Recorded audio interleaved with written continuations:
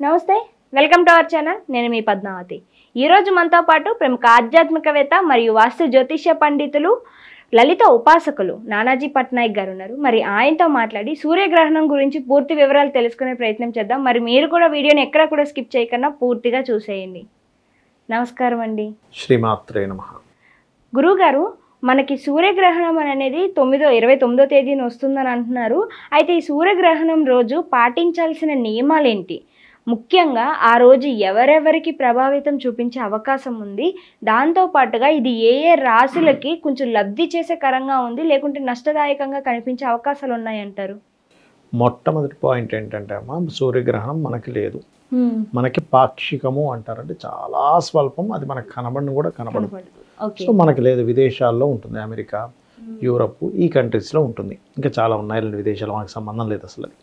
Point number 1. రెండవది, మరి ఇక్కడ ఇండియన్స్ వెళ్ళి అక్కడ ఉంటారు, వారికి వర్తిస్తుందా అంటే అక్కడ ఉండే వాళ్ళకి వర్తిస్తుంది.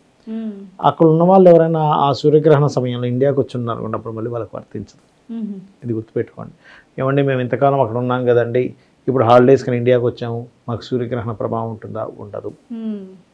అక్కడికి వెళ్ళాం, ఇక్కడ నుంచి పేరెంట్స్ వెళ్తారు ఒక్కోసారి ఏ అమెరికాకు, అప్పుడు వాళ్ళ మీద ప్రభావం పడుతుంది. ఓకే. అయితే ఈ సూర్యగ్రహణం ఎప్పుడు కూడా గ్రహణాన్ని ఒక యోగంగా చెప్పాడు మహర్షి. భయపెట్టడానికో భయపడ్డానికో సూర్యగ్రహణం కాదు. అలాగే ఇంకొంతమంది ఏం చేస్తుంటారంటే, ఇక్కడ మనకి అంటే కొన్ని జన విజ్ఞాన వేదికలు కొన్ని ఉంటాయి, అవి చాలా మంచివే, చెప్పాలంటే అవేర్నెస్ తీసుకురావడానికి చాలా మంచి పనులు కూడా చేస్తుంటారు. కానీ కొన్ని విషయాలు మాత్రం కొన్ని ఎక్స్పీరియన్స్తో కూడినటువంటి కొంత మహర్షి మనకి చెప్పాడు. అవేమిటంటే, ఇప్పుడు చూడండి, కొన్ని వేదికలు ఏం చేస్తాయంటే, గ్రహణం రోజు ఒక పక్క గ్రహణం జరుగుతుంటాయి. ఈ సనాతన ధర్మంలోని వీటిలో మనకి శాస్త్రాల్లో చెప్తుంటారు ఏమీ తినకూడదని. చూడండి, మేము తింటున్నాం, లడ్డు తింటున్నాం, బిర్యానీ తింటున్నాం, సమోసాలు తింటున్నాం, చూడండి ఏం కాలేదని చెప్తూ ఉంటారు. నేను ఒకటే ప్రశ్న వేస్తానమ్మా. ఇప్పుడు సిగరెట్ పెట్టి ఉంటుంది కదా, సిగరెట్ పెట్టి మీద రాసి ఉంటుంది క్లియర్గా, smoking is injurious to health అని. దాని అర్థం ఏమిటంటే, మీరు పొగ త్రాగితే ఇంజూరియస్, మంచిది కాదు, క్యాన్సర్ కూడా వస్తుందని రాసి పెట్టుంటుంది. అవునా? ఇప్పుడు ఒక వ్యక్తిని తీసుకొద్దాం, సిగరెట్ పెట్టి తీసుకొచ్చి ఒక సిగరెట్ తీసి చక్కగా అబ్బాయిని కాల్చమని చెప్పి వెంటనే తీసుకెళ్ళి స్కానింగ్ అది చేయిద్దాం. క్యాన్సర్ రాలేదు, ఏ డ్యామేజ్ అవ్వలేదు ఆర్గన్. మరి మీరు సిగరెట్ పెట్టి మీద ఇలా తప్పులు రాస్తారా అని కేసు పెడతామా వెళ్ళి? కాల్చగా కదా అది ప్రభావితం చూపిస్తుంది. అంతే కదా, ఒక రోజుకి అవ్వదు. అలాగే ఒక మనిషి జీవితంలో ఒక 60 ఏళ్ళు, 80 ఏళ్ళు, 100 ఏళ్ళు బ్రతికాడు అనుకుందాం, 120 ఏళ్ళు బ్రతికాడు అనుకుందాం. ఎన్ని గ్రహణాలు చూస్తాడు? సంవత్సరానికి 4 గ్రహణాలు వస్తాయి, 1 ఇయర్కి 4 వస్తాయి. ఆ 4లో కూడా కొన్నిసార్లు మనకు ఉంటుంది, కొన్నిసార్లు వేరే దేశాల్లో ఉంటుంది, 1-2 మనకు ఉండొచ్చు, 1-2 వాళ్ళకు ఉండొచ్చు, ఒక్కోసారి 4 మనకు ఉండొచ్చు, ఇట్లా జరుగుతూ ఉంటుంది. అంటే ఆల్మోస్ట్ ఇతని జీవితంలో కొన్ని గ్రహణాల ప్రభావం ఈ వ్యక్తి మీద పడింది అనుకోండి. ఆ సమయంలో తినడము, ఆ సమయంలో తీసుకోవాల్సిన జాగ్రత్తలు తీసుకోకపోవడము, ఇట్లాంటివి జరిగినప్పుడు ఏమవుద్దంటే ఇతని జీన్స్ మీద ఎఫెక్ట్ పడుతుంది. అది జీన్స్ మీద ఎఫెక్ట్ పడ్డప్పుడు ఏమవుతుంది ఇతనికి తెలియదు, కానీ తర్వాత తరాల వాళ్ళకి ఏమవుతుందంటే పిల్లలు కొంచెం డిఫరెంట్ ఆలోచన విధానాలతో పుట్టడం, మొండిగా ఉండడం, ధర్మంగా లేకపోవడం, ఇంట్లో వాళ్ళని కూడా నిర్దాక్షిణంగా కొంతమంది మనం చూస్తుంటాం. తల్లిని చంపేశాడు, తండ్రిని చంపేశాడు, భార్యని చంపేశాడు, కుక్కర్లో వేశాడు మొన్న. అంటే విపరీతమైనటువంటి ధోరణులు గ్రహణ సమయంలో మీరు తీసుకునేటువంటి ఫుడ్, గ్రహణ సమయంలో తీసుకోవాల్సిన జాగ్రత్తలు తీసుకోకపోవడం వల్ల మనం తినేటువంటి ఆహారం ఏదైతే ఉందో ఆహారములో 6వ వంతు మన మనసుగా మారుతుందట. అర్థమైందమ్మా? ఇప్పుడు మనకి సెల్స్ తయారవుతుంటాయి, లోపల సెల్స్ పుడుతుంటాయి, చనిపోతుంటాయి.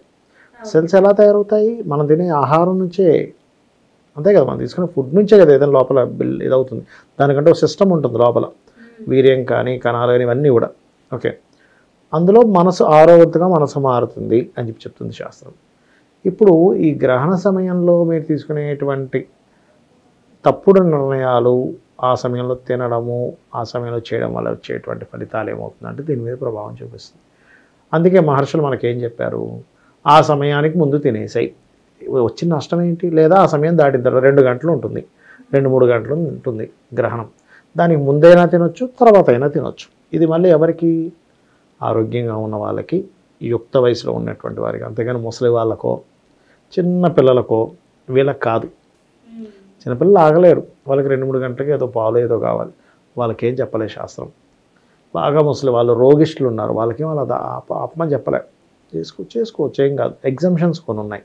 ఇక్కడ ఈ గ్రహణ సమయంలో దీన్ని ఒక వరంగా భావించి నువ్వు ఎప్పుడైతే కూర్చొని ఒక మంత్రం చక్కగా నమో నారాయణాయ లేదా శ్రీమాత్రే నమః లేదా నమశివాయ, లేదంటే మా గురువుల దగ్గర నుంచి మేము ఫలానా మంత్రం షోడశి మహాషోడశి తీసుకున్నాము, లేకపోతే ఫలానా కాళీ మంత్రం తీసుకున్నాము, కాలభైరవ మంత్రం తీసుకున్నాము, లలితామ్మవారి మంత్రం తీసుకున్నాము అంటే మేము చేస్తాం, ఎప్పటి నుంచో జపం చేస్తున్నాము, హ్యాపీగా చేసుకోవచ్చు. ఇంకా ఏదైనా మంత్రం బీజాక్షరాలు మీరు గతంలో ఆల్రెడీ చేసి కొన్ని లక్షలు చేస్తున్నారనుకోండి, అన్ని లక్షలు చేసిన ఫలితం ఈ గ్రహణంలో చేసినప్పుడు వస్తుంది. ఎందుకంటే మనస్కారకుడు, ఆత్మకారకుడు, కాలానికి మోక్షానికి కారకులైన గ్రహాలన్నీ అలైన్లోకి వస్తాయి. అందుకే మన గ్రహణం ఏర్పడుతుంది. సూర్యుడు, భూమి, చంద్రుడు, అంతే కదా. చంద్రుడు అడ్డుపడతాడు సూర్యగ్రహణానికి, భూమి నుంచి చంద్రుడు అడ్డం రావడం వల్ల సూర్యగ్రహణం ఏర్పడుతుంది. భూమి యొక్క నీడ చంద్రుడి మీద పడడం వల్ల చంద్రగ్రహణం ఏర్పడుతుంది. ఇది సైంటిఫిక్గా. మనకి పురాణాల్లో వాటిలో ఏం చెప్తారంటే రాహుకేతువులు అంటారు, దాన్ని నోడ్స్ అంటారు, అందుకే ఛాయాగ్రహాలు అంటారు. దీనికి చాలా పురాణాల్లో చాలా రకాలు ఉన్నాయి. అయితే ఈ సమయంలో అంటే ఒక అలైన్మెంట్ ఏర్పడ్డట్టే కదా ఈ నీడ పడుతుందంటే, అలా ఈక్వల్ దీంట్లో ఉన్నప్పుడు మీరు చేసే జపానికి బోల్డ్ అంత పవర్ ఉంటుంది. నార్మల్ టైంలో చేసేదానికి దానికి ఎందుకంటే మీ ఆత్మశక్తి పెరుగుతుంది. మీ ఎనర్జీస్ ఎప్పుడైతే పెరిగాయో మీకు వచ్చేటువంటి నెగటివ్ ఎనర్జీస్ ఏవైతే ఉన్నాయో అవి మిమ్మల్ని ఇబ్బంది పెట్టవు. ఓకే, అందుకని మనం జపం చేసుకోవాలి ఆ సమయంలో. అర్థమైందమ్మా? ఏమీ తెలియదండి శ్రీమాత్రే నమః అయిపోయింది. కూర్చొని చక్కగా అనుకోండి, మనసుతో అనుకోండి. మనసులో ఆ శబ్దం ఎక్కడి నుంచి వస్తుందో దాన్ని ఆలోచించండి. మీకు ఒక ఆత్మస్థైర్యం పెరుగుతుంది, కమాండింగ్ పెరుగుతుంది. ఏదైనా విషయం మీరు చేసేటప్పుడు క్లారిటీ ఆఫ్ మైండ్ పెరుగుతుంది. ఎప్పుడు కూడా చాలామంది ఫెయిల్యూర్ అవ్వడానికి కారణం ఏంటంటే లైఫ్లో క్లారిటీ ఉండదు. వాళ్ళు ఏం చేస్తున్నారు, ఎలా చేస్తున్నారు, ఎందుకు చేస్తున్నారు. ఈ క్లారిటీ లేకపోవడం వల్ల రాంగ్ రూట్లోకి వెళ్ళిపోతాడు, దెబ్బతింటాడు, ఫైనాన్స్ పోగొట్టుకుంటాడు. ఈ క్లారిటీస్ మనకు పెరుగుతుంది. కొంచెం సేపు రోజు పొద్దునే ధ్యానం చేయండి, మీకు క్లారిటీ వస్తుంది. అందుకు మనకు గ్రహణాలు ఉన్నాయి చెప్పాలంటే, అంతేగాని ఏదో భయపెట్టడానికో భయపడ్డారు ఏదో అయిపోతుంది అనడానికి కాదు. ఇది గుర్తుపెట్టుకోండి. అయితే ఇక్కడ మనం 12 రాశులకి చూసుకుంటే ఈ గ్రహణం ముఖ్యంగా మేన్ రాశిలో పడుతుంది. సూర్యగ్రహణం ఎప్పుడైనా గ్రహణ ప్రభావం 40 రోజులు ఉంటుందమ్మా. 41 డేస్ ఉంటుంది కరెక్ట్గా. అంటే మనకి 29 మార్చికి వస్తే 41 డేస్. కొన్ని విషయాలు జాగ్రత్తగా ఉండాలి. ఇప్పుడు మీన, మేష, కుంభ, అదేవిధంగా ఈ యొక్క కర్కాటక, వృశ్చిక రాశుల వారికి గ్రహణ ప్రభావం ఉంటుంది. మిగతా రాశుల వారికి పెద్దగా ఏముండదు. అది కూడా ఎక్కడ ఎవరికి, విదేశాల్లో ఉండేవారికి, ఇక్కడ వాళ్ళకి కాదు. ఇండియన్స్కి లేదు, ఇండియాలో ఉండే వాళ్ళకి లేదు. ఇండియన్స్ కంటే బయట దేశాల్లో ఉండే ఇండియన్స్ కానీ కాదు, ఇండియాలో ఉండే వాళ్ళకి దోషం లేదు. మీరేమీ శుద్ధి చేసుకోవాల్సిన పని లేదు, ఇంట్లోని అన్నీ తీసి కడుక్కోవాల్సిన పని లేదు, దర్బలు వేసుకోవాల్సిన పని లేదు, ఏమీ కంగారు పడక్కర్లే, హ్యాపీగా చేసుకోవచ్చు. చంద్రగ్రహణం వచ్చిన రోజు హోలీ ఆడుకోవచ్చు, సూర్యగ్రహణం వచ్చిన రోజు మీ పనులు మీరు చేసుకోవచ్చు, దానికి ఏం ప్రాబ్లం లేదు. కానీ బయట దేశాల్లో ఉండేవాళ్ళు, అయితే ఈ బయట దేశాల్లో ఉండే వాళ్ళు కూడా ఈ రాసుల వారు ఈ జాగ్రత్తలు పడాలి. మేషం వారు ఉన్నారు, ఇన్వెస్ట్మెంట్స్ చేసే విషయంలో ఈ 40 డేస్ జాగ్రత్తగా ఉండాలి. వృషభం వారికి లాభంలో గ్రహణం కాబట్టి అన్ని విధాలా బాగుంటుంది. మిథునం వారికి ఉద్యోగ అవకాశాలు చాలా చక్కగా ఉంటాయి, దశమ గ్రహణం కాబట్టి. కర్కాటకం వారికి లాంగ్ జర్నీ చేసేటప్పుడు జాగ్రత్తగా ఉండాలి, మనీ ట్రాన్సాక్షన్స్ విషయంలో జాగ్రత్తగా ఉండాలి, రాశి గ్రహణం కాబట్టి. సింహరాశి వారికి అష్టమంలో ఉండే గ్రహణం మంచిదే, కానీ కొన్ని అన్ఎక్స్పెక్టెడ్ థింగ్స్ జరుగుతుంటే జాగ్రత్తగా ఉండాలి. కన్యారాశి లేదా కన్యాలగ్నం వారు వివాహ నిర్ణయాలు 41 డేస్ వరకు తీసుకోకూడదు, పార్ట్నర్స్తోనే వివాహ నిర్ణయాలు.